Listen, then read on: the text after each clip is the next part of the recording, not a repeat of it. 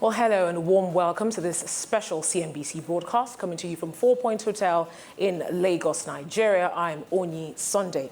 Well, earlier this month, the World Economic Forum released its outlook on the global agenda for 2014. Now, the outlook is a result of a survey of more than 1,500 experts from the World Economic Forum's global agenda and young leaders and shapers community. Well, I will bring you up to speed on the trends that make up that outlook for 2014. We have rising societal tensions in the Middle East and North Africa taking the lead. We also have widening income disparities, persistent structural unemployment, intensifying cyber threats, inaction to climate change, the diminishing confidence in economic policies, a lack of values in leadership, the expanding class in Asia, the growing importance of megacities, and the rapid spread of misinformation online. These are the top 10 trends that make up the outlook for 2014. We're taking a regional perspective of these issues. We will focus on two major issues that affect the West African region, and those are the widening income disparity and persistent structural unemployment. And to discuss that with me on the panel today, I have the Honorable Minister of Industry, Trade and Investment for Nigeria, Mr. Olusegun Aganga. You're welcome. Thank you so much for joining us. I also have Enase Okonedo. She's the Dean, Lagos Business School, and I have Acha Leke. He's a director, McKinsey & Company, and I also have the lovely Leila Gozo, a founder and MD at LGG & Partners. Thank you so much for joining us. Well, I'm going to start off with a quote by one of the council members of the WEF Global Agenda, and that's the president of the AFDB at Tunis, Mr. Donald Kaberuka. Now, he says, the poor are awake because they're hungry, and the rich are also awake because the poor are awake and hungry. And then we have, widening income disparity also topping this agenda for 2014. Now, starting with you, Honourable Minister, does it come to you as a surprise that after all said and done, we still have widening income disparity, as part of the outlook for 2014? Well, I must say that generally it's not a major surprise that that's coming true. Because if you look at the global trend today, we have a world that is operating on two cycles, for example. You have a world where most of the developed economies today are in a place where they have never been, meaning where the macroeconomic environment is weaker relative to what it had always been, where there's high level of unemployment, high debt to GDP ratio, high budget deficit, which means that they have to embark on fiscal consolidation. All these affect jobs and jobs. So the level of unemployment globally, it's not just about ECOWAS or Nigeria. The level of employment has increased significantly in some countries. So I'm not surprised that we are hearing that. But I think all of our policymakers are all grappling with the same issues. And the idea is, how do you make sure that you return for the developed economies? How do you return to a high growth return environment? And for the developing economies, where we have some of the fastest growing economies in the world today, it is how you have inclusive economic growth. And when you have, you must have a strategy to address that. So if you look at Nigeria, for example, there are about five or six things which we have to do. If you look at the economy today is driven by the micro, small, and medium enterprises. 90% of the MSE are in the micro space. Today, we have about 17.5 million of that, employing about 32 million people. And that was based on a survey done in 2010, so it could have been higher than that today. So we need to focus on that sector. We need to focus on agriculture. That is why today we have an agri-transformation agenda, which is focused primarily on farmers, because most of our people, particularly in the north, are all farmers. We need to focus on that. We need to focus on housing and construction. We need to attract investments into new sectors of the economy. I diversify economy to industrial and also services sector. Now, these are, of course, increase the competitiveness across the sector. Those are the ways we are trying to address it, and I think we're getting the right results. According to the work that has been done locally here, we see that today it's not just about jobless growth. We're actually creating jobs, but we need to create more jobs, and that's why we're addressing all this. It's a good thing that you would actually mention the fact that we have to put a structure in place. Now, in Ase, he's just mentioned, helping to grow SMEs, agriculture, amongst others. For you, what strategy do you think, the region should adopt in trying to tackle the widening disparity in income? Well, thanks. A number of things. Whilst I agree with him, we are creating jobs, but I think that more jobs have to be created. And I think that one of the ways by which we can do that, obviously, is to increase our manufacturing capabilities, manufacturing capacity. And that in itself, there are a number of factors that could affect that. In order to do that, he spoke about small businesses, being responsible for a lot of the growth. One of the things that may hinder the progress that small businesses or the contribution that they can make is the access to credit. And if we take Nigeria as an example and look at the aggregate loan portfolio, in Nigeria in 2012, we were looking at something like 15 trillion, which is roughly $100 million. Of that, 100 customers were responsible for 40%. So it suggests that a large proportion, indeed, the greater proportion, do not have access to credit. So if we talk about increasing the manufacturing capacity, then we have to facilitate access to credit. The other thing is the skills that are required. He's spoken about the competitiveness, and obviously that's something that has been addressed at the national level, which is quite encouraging. However, we have to look at other things that could be responsible for that, and the skills and education that are required in order to increase manufacturing capacity, those have to be addressed. So there has to be a coherent policy that targets critical sectors that will be responsible for fueling and increasing this across the region. Oh, well, actually, she just mentioned the issue of growing the manufacturing sector and also human capacity development. Well, when you talk about addressing the educational need, especially here in West Africa, taking cue from Nigeria, many believe it's more of the education we receive in the classrooms. It's a good thing we're mentioning, even introducing vocational studies in most of these universities. But today, going through this release by the World Economic Forum, there are calls by workers in the world today for training and retraining, even in the workplace, to develop skills, go beyond just providing the jobs and ensuring your workers pay taxes. What's your take on this? I think it's absolutely right. Let me just take a step back, because I think we need to put where we are in context, right? If you think of 10 years ago, we had no growth in Africa. So a lot of the talk was, how do we get growth going again? And it's been 10 years, and for a while, growth was going. People questioned the numbers, and people questioned how sustainable it is. Then the crisis hit, we continued to grow. And now people are quite comfortable that Africa is on a growth trajectory, and it's here to stay. The big problem is we've not created jobs, right, along the way. And I always say it's a good problem to have, because 10 years ago we just had no growth, right? So we focus on creating growth. Now we need to address this problem, right? And the big issue there is that the sectors that drive growth are very different from the sectors that drive employment. And the policies and initiatives that drive growth in your country are actually quite different, right? If you look at the resources sector in the continent, it has accounted for about a quarter of our growth directly and about 33%, a third indirectly. But net, it has destroyed jobs in the last 10 years, right? So the jobs have to come, like Ines said, the jobs have to come from the agriculture sector, the jobs have to come from the manufacturing sector, the jobs have to come from retail and trade. Those are sort of the big sectors that really create a lot of jobs. And the minister said, that Nigeria is driving jobs. The reality, the continent, jobs are growing in the continent. It's just not fast enough. It's about 0.4% per year. It's not fast enough. Now, how do you then get there? And I think education, we believe, is absolutely critical. We've done a lot of work as McKinsey call around education to employment, which is what you said. So what we found is people who are educated, but they're educated in a way that is not relevant to what the companies need, right? So a lot of the work that needs to happen, and we're starting to see that happen even in Nigeria, is bringing the two parties to the table to say, look, let's really understand what is needed from a company industry perspective, and let's bring the training institutions together to say, how can you then deliver on this? But also a quid pro quo to say, if we deliver on this, we need some guarantees that you're going to hire them at the back end of that. So we're starting to see that happening across the continent. There are a number of programs like that that have been launched. And we need to see a lot more of that, both at the sort of tertiary level, but also at the vocational level, because there's a big gap there. As it keeps bringing us back to the basics, education. I'm going to take that up with you, Leila. Education, human capacity development.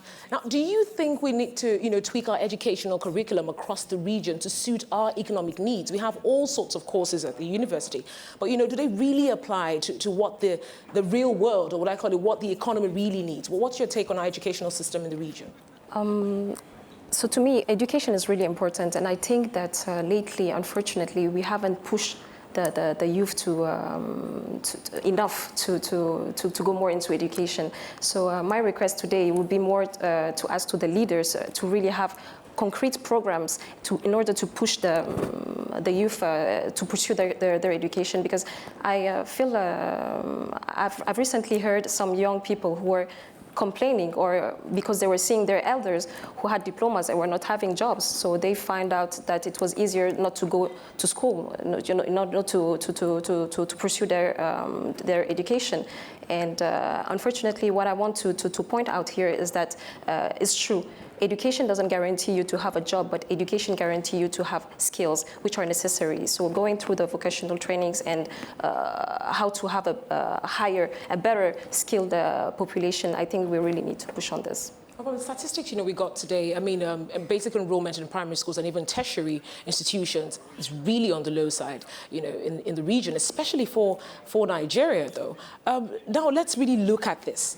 Right now, as we speak, the workers, or let's say ASU, for instance, is on strike. Students have been at home for about 3 months. And then we're here talking about students going to Ghana for higher education. Are we really taking this issue of education very serious, especially in Nigeria? I think if you find, for the average Nigerian, education is number one, number two, number three. If you go back to your history, your mother will sell her last property to send you to school. That was the Nigeria I knew and grew. So education for us is important. So it's not that we're not educated, it's the quality of the education and the relevance of the education to a growing economy. And you made a point. But your point is about education is important to us. Even if you look at the national budget today, it's one of the biggest, if not the largest. That tells you, but we're talking about a very big country, very diverse in terms of even in culture, and we have different approaches to it. So you have, and we're approaching it very differently. If you hear about some of the Amajori schools, for example, in a particular part of the country, that's part of the response to what is needed in that particular, in that area of the country. The issue about the ASU strike, yes, you're right, it's unfortunate that we find ourselves in that position, but it's not to do with the fact that we do not recognize that education is number one, number two, number three. And I think that will be resolved very soon. But I want to stress the point that it's not just education. Education gives you the right to sit on the table. It gives you the right to speak and to be listened to. That is slightly different also from acquiring the skills that are required for the economy. I am privileged in my position today as Minister responsible for industry, trade, and investment, and SME, that there are jobs in the country, but also there's high level of unemployment. The gap, the only thing you need to bridge that gap is skills. And that skills has to be, and how we're addressing that. One is to know what that skill gap is. We've never done that in the country. For the first time, we did a pilot program with UNIDO last year. This year, we're going to scale it up across the country and have a 5-year plan and know what the skills gap is and what we need to provide. And that is the beginning. You need to plan ahead. The second thing is education, quality of education, technical, not just you need to match the qualifications. People went to university because they thought polytechnics or technical school were not very well recognized. Today, this government has come with a framework that actually harmonizes it. So if you have a tertiary education or technical education somewhere, you know where you fit in with the person that went to university. The third thing, which is about skills, the skills training, acquisition. That's one area that countries like Singapore, countries like even Korea, countries like Brazil have done very well. If you look at what Sinai has done in Brazil over the period of time, they created jobs about more than 1.5 million people per annum. And those people they train get jobs within 3 months of training. That is exactly what we're trying to replicate by reforming ITF to do that. So the jobs are there. The gap between jobs and employment is skills acquisition, not just about university, but through the skills. And I think the private sector can play a major role in this as well. You shouldn't rely on government alone. In fact, Sinai that I talk about in Brazil, it's a non-for-profit organization run by the private sector. So there's role for the private sector, and I think there's a lot of money to be made. If we're talking about investment, it's an investment. You see, when you train people to acquire the right skill, it's an investment, not only for country, point you but just for the made. individual. We're talking about training people. Yeah. And when we talk about income disparity, what really comes to mind is the disparity between the rich and the poor. Most people don't really look at income disparity between, male and female, men and women in society. Well, what's your take? On that. Do you think it's as a result of the fact that we're yet to push for, a compulsory child education across board, or is it just an economic thing? Can you tell us more about this? So I think that a number of factors are responsible for that. But if you don't mind, just to comment a bit on what the minister has just said. It is true that we're creating jobs, but then because you refer to the ASU strike, I wouldn't like us to equate education to what it is that's happening only at the tertiary level. I think that is a problem that cuts across the entire spectrum. So if we talk about educating people, we need to look at how many people across the region get into schools every year. 1 out of every 5 kids is out of school. If we take Nigeria as an example, we have 20 million people that come into primary school, enroll in primary school each year. At the time we get to secondary school enrollments, the number has dropped to 9 million. At the time we get to tertiary, the people who sit for the exams are 1.7. People who get admitted are 500,000. So really, if you look at the 500,000 that are getting into tertiary institutions each year, and you compare to the entire population, then you look at, for those who drop out between primary and secondary, what avenues are there for developing their skills there? I think that across the region, there is a great need for both technical and vocational training. Because when we look at the universities across the region, in Nigeria, there's 128 universities, and therefore we look at the 500,000. Indeed, the problem goes beyond the tertiary. I just wanted to make that point. Now, speaking about the income disparity, I think a number of things are responsible for that as well. I think that the traditional and cultural biases that have existed from the beginning, traditionally, as a culture, the women worked at home and the men worked outside. And when they did come into the workplace there, they came in at a lower level than the men. And I think that's the legacy issue still follow us till today. However, there's an interesting phenomenon which I've begun to observe, especially in Nigeria. It's that at least in the southeastern part of the country, it's not because the girl-child education is not being pushed. Indeed, what is the problem now is that they're looking for ways to encourage boys to come in there. So when you have girls that are coming into that across several states in the southeast region there, they are the ones that are getting into the formal workforce there, and they're earning the salaries that are commensurate with what they pay. So I'm not so sure that we can generalize. I think that we have to look at what is specific to each country there and then. But the more important thing is, how are these going to be addressed? And I think that that's where we need a concerted policy to look at addressing this, okay? Yes, it's a good thing you should mention, the trend in the southeastern part of the country. I was going to ask you, Leila, I know you're part Nigerian and part Togolese. Could you just tell us about this interesting situation in Togo, concerning women taking the lead in the economy? It's an interesting point she made, and I was surprised lately to actually hear the story where in the previous decades, women in Togo were the one who were richer than the men, but it was more thanks to the activity of their husbands who would give them their first salaries in order to start their business. So you've probably heard about the Nana Benz. So those are part of how the women in Togo actually are richer than the men, but with the culture, they respected more the men. It wasn't obvious, but so that's what I've discovered lately, and we can still see that trend in our society today. But I guess the culture have changed since, and with the unemployment that we're facing, the numbers are different. I hope that can be corrected. Now, Acha, now corruption has also been, linked to the issue of disparity in income. We've said a lot in the region about fighting corruption, especially in a country like Nigeria. Tell us, what is it we are not doing yet to tackle the issue of corruption in order to bridge this gap? Well, I mean, I wish I knew. But the reality is, I think corruption is a problem, but it's by far not the biggest problem, right? So I think if you even ask in all the business surveys, look at the World Bank's latest reports, corruption is not the biggest thing, the number one thing that businesses talk about. So it's an issue that needs to be addressed. But I think what happens is we spend too much time focusing on that and not really addressing the bigger structural gaps in the economy, where we're not really addressing what it's going to take to fix the infrastructure that's really crippling businesses. If you look at some statistics we did that was in East Africa, but I'm sure you'll find the same here, was that companies, within the realms of their business, and they're actually probably as productive as the equivalents in China. But when you got outside of that, because of the lack of rail, the lack of infrastructure, the lack of road, that's what caused them to be uncompetitive, right? So I think corruption is a big problem. We absolutely have to address it.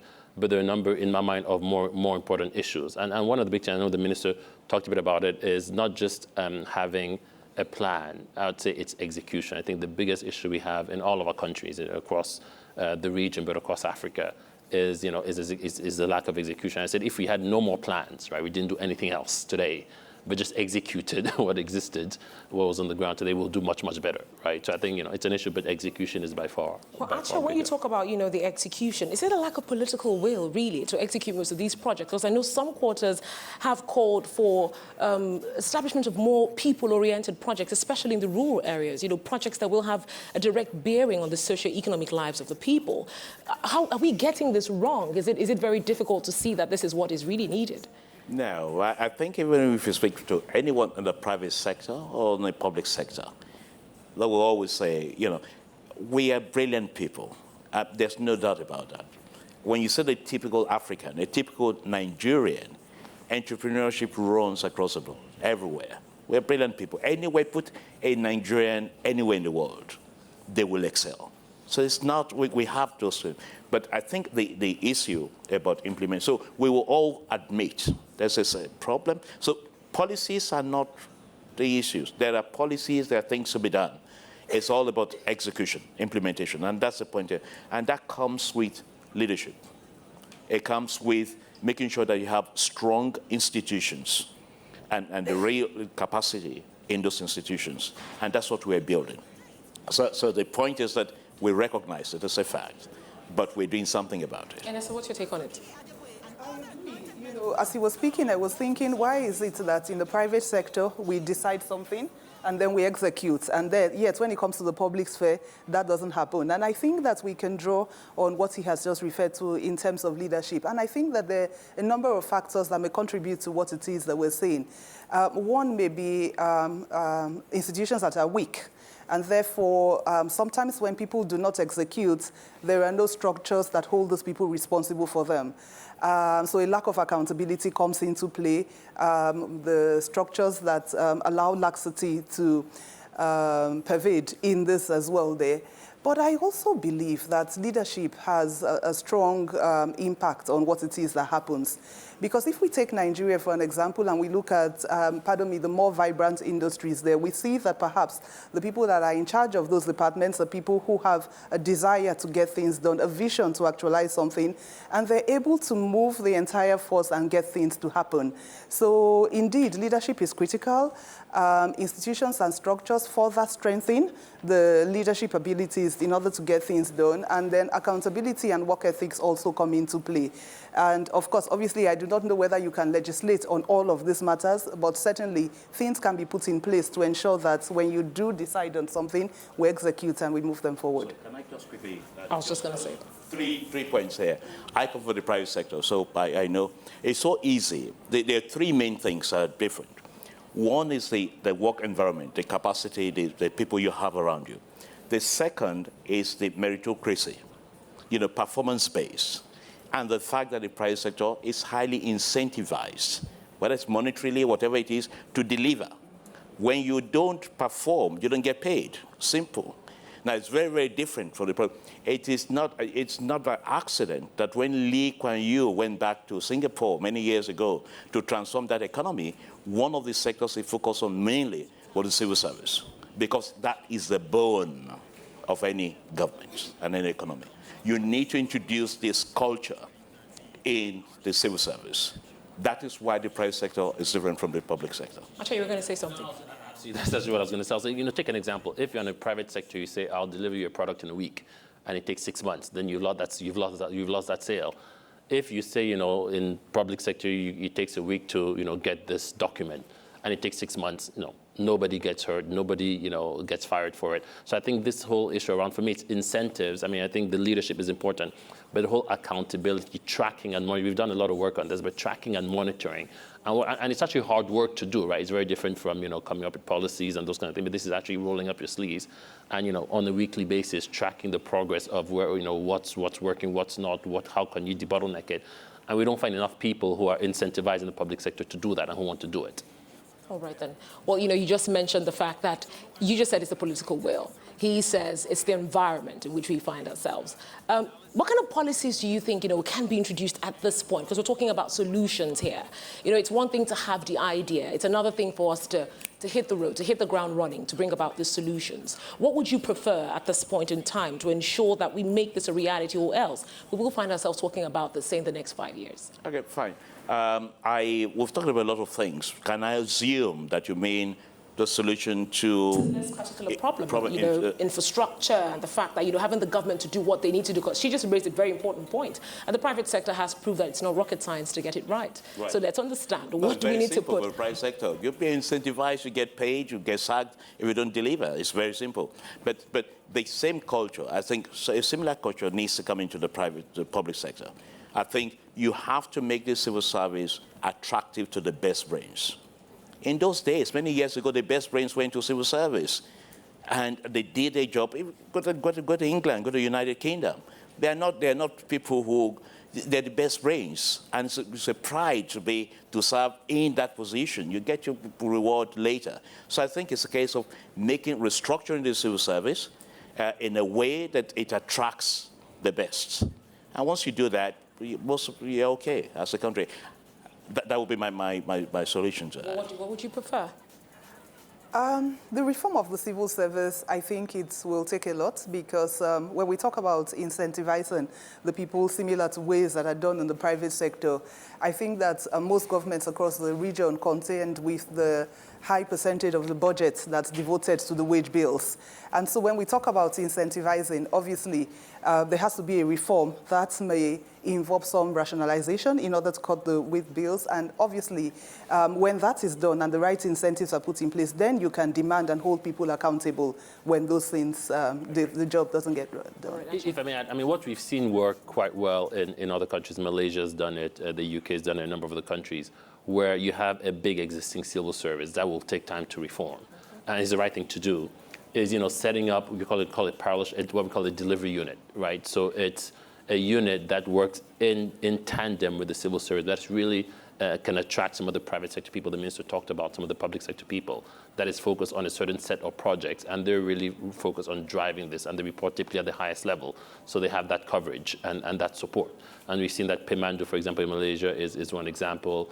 The UK, the Prime Minister Delivery Unit, PMDU, is one example. And we've seen that happening, and we're seeing more African countries adopting that approach, either at a country level or even at a ministry level. So certain ministries here are even starting to think about how do you put a delivery unit within the ministry to drive, like the agriculture transformation agenda. How do you drive that through a delivery unit? So that's something we've seen work in tandem with reforming the entire civil sector, which is going to take some time. Oh, thank you very much. That's a very important point you just raised there. Well, it's time now for us to take a short break. When we return, we'll take a look at persistent structural unemployment in the West African region. Do stay with us.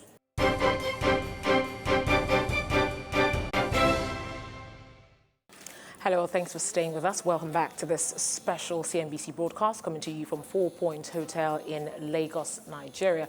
Well, just before the break, we're taking a look at some of the trends topping the outlook for a global agenda for 2014. And we, spent a lot of time talking about the widening gap in income disparity. Well, on this part of the program, we'll be taking a look at persistent structural unemployment in the West African region. And I still have my wonderful panelists with me to discuss this. Well, let's really delve into the matter here. Persistent structural unemployment. I mean, statistics show that there's a rise, in the number of youths in the West African region. I mean, the population keeps increasing every year. I mean, in Ghana, for instance, it seems it doubles with every 24 years. It was 1.1 million in 1960, 2.3 million in 1984, and 3.5 million in 2000. And that really sends shivers down your spine when you consider the fact that the jobs available cannot soak up, this youth to the number which they're going. I'm going to start with you, Enase. What would you prefer as a solution to tackle this problem as it is? Well, obviously, more jobs to be created.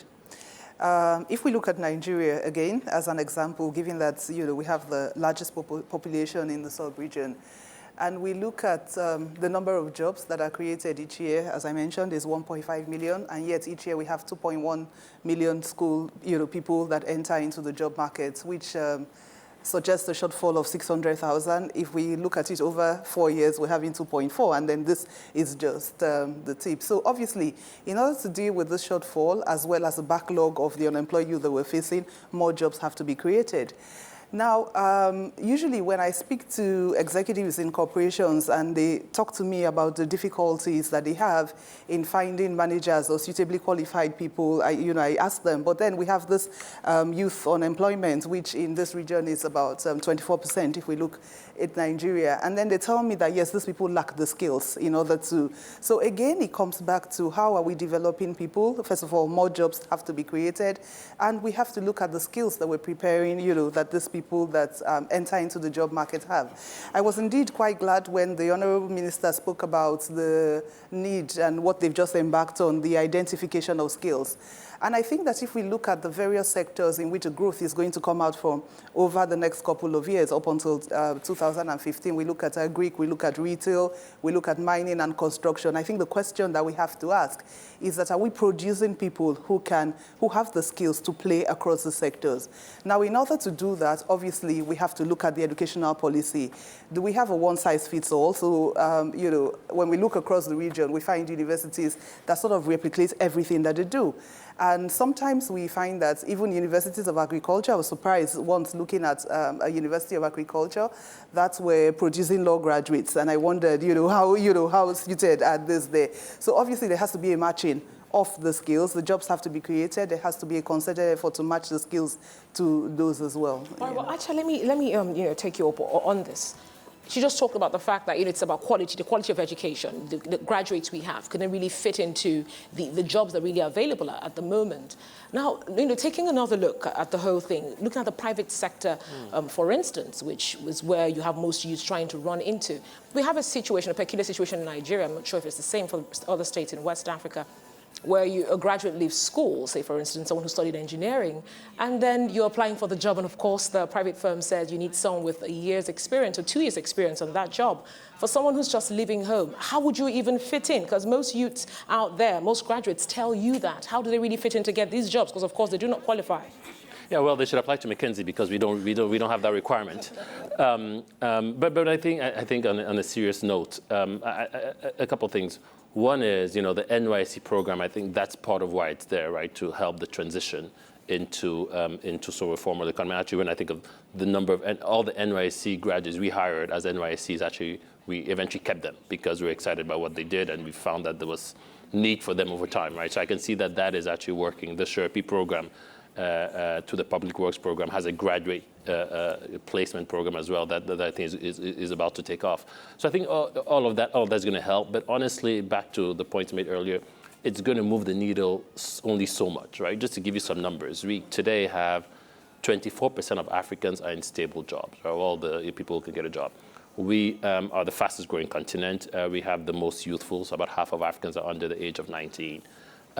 So whatever we do, even if we're creating jobs, we will only be able to create so many jobs. About 63% are in what we call vulnerable employment, right? So we'll absorb some of them.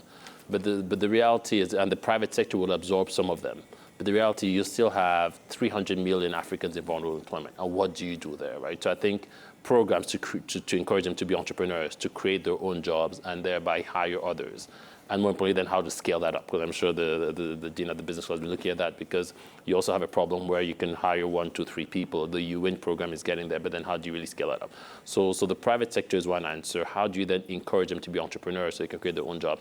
But then at the end, they were going to have to find a way to create social safety nets. How do you create safety nets? Because you'll still have hundreds of millions of people over the next 20 years, probably 100 million, who would not be able to get jobs, and how do you get a social safety net for that? So I think we need to look at it across all these 3 areas. Okay. Well, Honourable Minister, I know, yes, Nigeria is really embarked on a couple of programs, addressing entrepreneurship and also trying to develop the entrepreneurial, spirit in the youths. But Is the business environment even conducive enough for most of these youth to go into entrepreneurship? I mean, we still have an issue we're facing at the moment with the SMEs, the growth of SMEs. As important as they are, it's really not easy for them. So tell us more about this. Well, I think, first of all, before I go into that, let me just say that when you see this happening in Africa, let me give you some numbers, for example.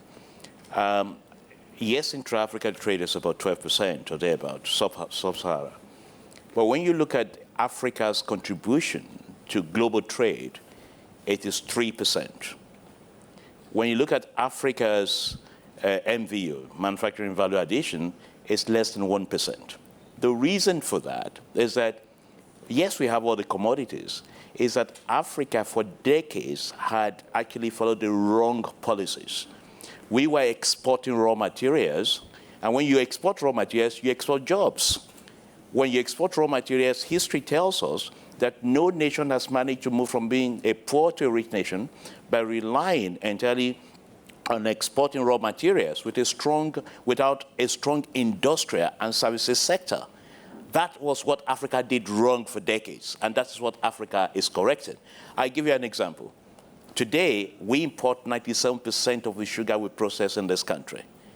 And then we create job, the biggest refiner employs 1,403 people. With the new emphasis on industrialization, with the new sugar cane to sugar policy, the same person is setting up sugarcane farms. He will employ 750,000 people. We were importing motor cars and all that. With the new policy, we will assemble cars, but also have a strong auto components parts industry in the country. That would create a lot of jobs for the SMEs. So it was wrong policies for decades.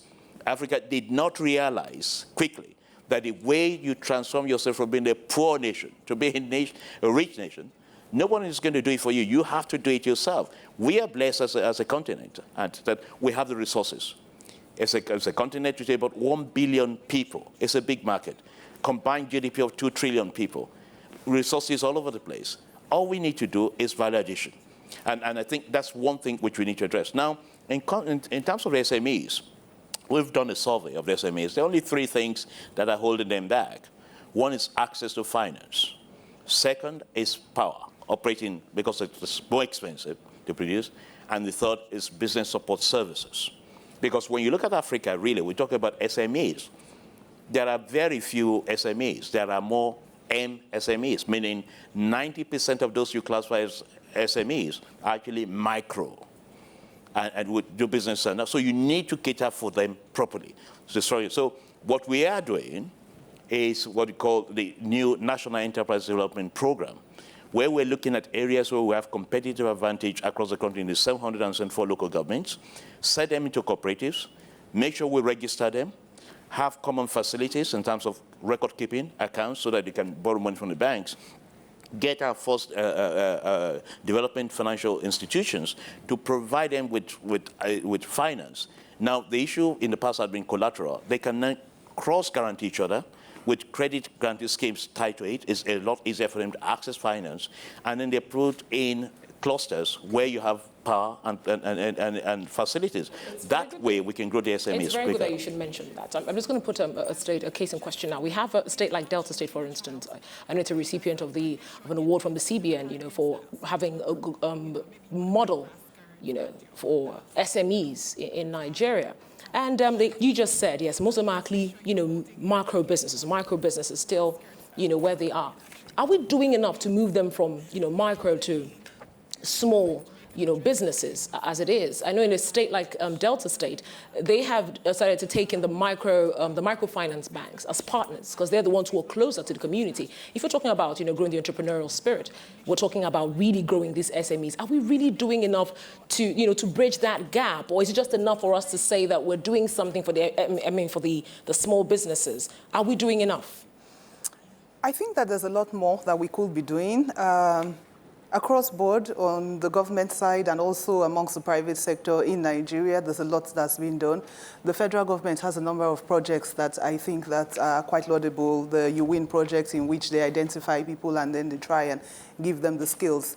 At my university, the Pan-Atlantic University, we have an enterprise development center that seeks not only to develop the skills that are lacking in those businesses, but also to provide the support to them and also to facilitate their getting credit. But then obviously, in terms of getting credit, I think that one of the things that may cripple the micro and small businesses is the cost of credit. Now, because they're excluded, if I may use that, from the system, a lot of them rely on informal sources of credit. Some of we charge up to 10% flat per month. And if you aggregate that, I mean, it's crippling for any small business. So the initiatives that are happening, but then when we look at it relative to the needs of the region, I think that there has to be more of an effort to get things off the ground. Asha, what's your take on it? I think there's definitely a lot that's happening, and the minister has spoken about some, but there's so much more that needs to be done, right? Then I think access to early stage financing is one of the biggest issues that, at least at the smaller stage, because once they get a bit bigger, then they have the books and then they can start to go to banks. And I always, remember, when Mark Zuckerberg started Facebook, he did not go to Bank of America to ask for a loan, right? Or when Larry Page started Google, he didn't go to Wells Fargo, right? They went to the VC community in Silicon Valley. I think that's part of what is missing in Nigeria is how do you create, whether it's an angel or a VC, and the Minister of the Commission on Technology was here earlier, talking about, the VC fund she's trying to put together to fund, tech startups in Nigeria. And I think solving the access to early stage financing is going to go a very long way in helping these companies, to your point, get to the stage where they can now start accessing bank loans. And that's a critical piece. And it's a structural issue for the economy. Fantastic. Well, Leila, you work closely with the youths. You've mentioned a lot here today on what the government has put in place and what needs to be done. Now, from your experience, from your interaction with the youths you work with, what are the challenges they face? Do you think from what they've told you, it's possible that in a very short time we might get the next, say, Aliko Dangote from the youths we have today in West Africa? From Togo. From Togo. So first of all, regarding entrepreneurship have gained more success as an alternative to unemployment. But what with the youth I'm working in Togo, I've come to realize that not all of us are going to be entrepreneurs. And my message clearly will be that on 10 young person, only one will be able to be an entrepreneur. And we have to keep in mind our mission should be that one should employ the 9 other remainings. So this is something that I've noticed with the youth in Togo. And also regarding unemployment, let's put it in four different groups. You have the unskilled one who don't have jobs. You have the skilled one who don't have jobs. You have the unskilled one who have jobs, and we're trying to reach actually the fourth part, which is the skilled one who have jobs. And so that's where I think we should really be clear here. I think we have been very comprehensive with the youth. We have been pushing them to find alternative to unemployment, but also when my question was, when you have a qualified person and unqualified ones who are targeting the same jobs, then there we have a problem. So I think, yes, we need the creation of decent jobs, because recently I was in Niger, and I was seeing those young people who were extracting, the excrement of people with their hands gloveless, and I was really shocked. So we cannot benefit from poverty, and we need to create decent jobs. So this is one thing very important. So it's not all bad news. I must tell you that it's going well. I'll tell you, when I was at Goldman, we have this initiative of 10,000 women initiative, and we had some centers across the world. And Nigeria, we worked with the Lagos Business School with the head there, Mr. Peter Bankole. Nigeria was one of the best centers in the world in terms of, and it was empowering 10,000 women across the world. They were one of some of the best performers came from Nigeria. In fact, the Lagos Business School became one of our advisors working with us in other countries. Recently, Michael Porter was here. He goes around different countries. He looks at the top 50 entrepreneurs and all that, looking at returns. he told us that in Nigeria, the returns blew the chart completely. They were just too successful.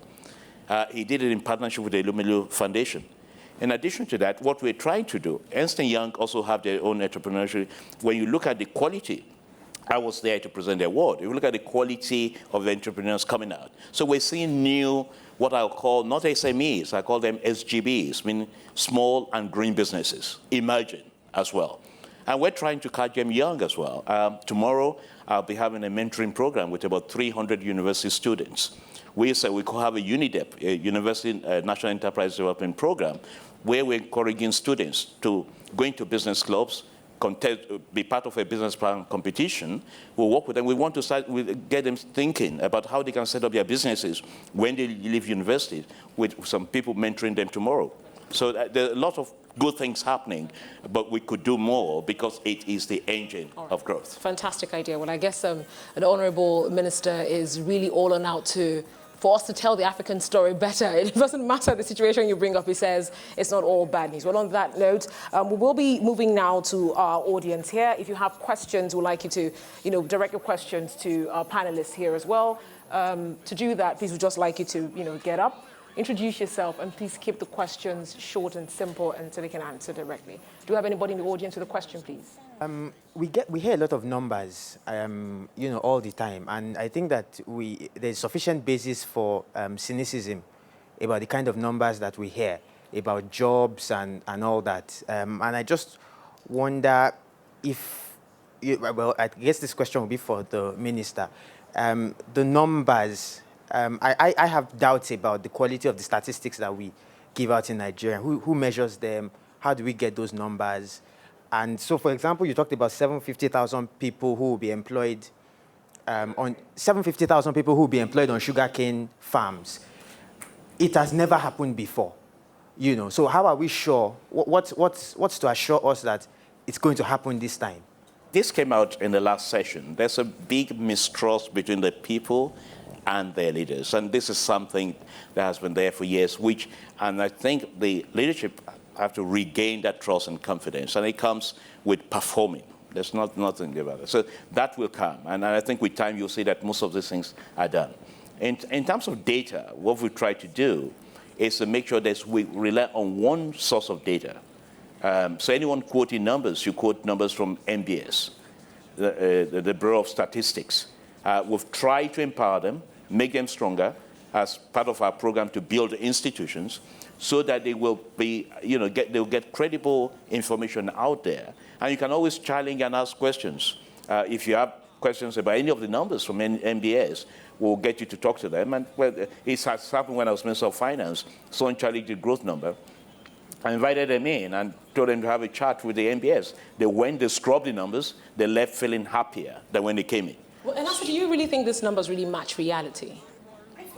I mean, I place a lot of reliance. Almost all the numbers that I use come from the National Bureau of Statistics, and I do agree with the minister that indeed, since I started relying on them over the last couple of years, there hasn't been any doubt that has, come from reliance on those numbers. And once in a while, they come back, and, they sort of perhaps make adjustments to numbers there. But I like the transparency. I like the credibility there. So, yes, I believe that they match reality. It's just that we have sometimes a cynical population who don't believe, and this was discussed in the last session. All right, then. Any other questions, please?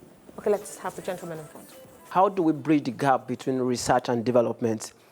For instance, in most of our tertiary institutions, before we get our degrees, whether it's bachelor's, master's, or even doctorate degrees, we have to write dissertations and write theses. But unfortunately, so much work has been done in our tertiary institutions, and there is a wide disconnect between the work done in our institutions and what we have on ground. So how can we bridge this gap? Because from the sector I'm coming from, agriculture sector, for instance, there are different research institutes that work on improved plant varieties and what have you. And the bureaucracy at times in getting these things to the field, you have to conduct studies, it has to be approved by a council. So how do we actually bridge the gap between research and development? I think that when we talk about the research, we need to consider whether the research is relevant to the needs of the industry.